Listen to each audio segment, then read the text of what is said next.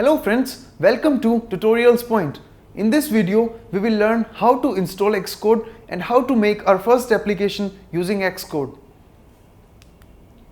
Xcode is the default IDE provided by Apple for application development of Apple devices.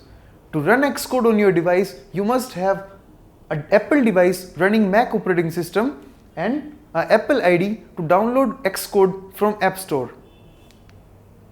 To install Xcode, go to App Store, search for Xcode, then click on Get and then click on Install, or you can go to the following link and click on Download and Install. Now let us see a practical implementation of the same. To install Xcode in your system, go to the App Store, search for Xcode, then click on Xcode icon and then click on Install. If you have already signed in to App Store, then it will not ask for your Apple ID and password. Otherwise, you will have to enter your Apple ID and password to start the download. This is one way of installing Xcode. The other way is to go to any browser and search for the same URL. This will open up the same page as we are on.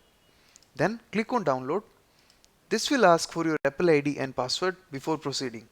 Enter your details and click on Sign In.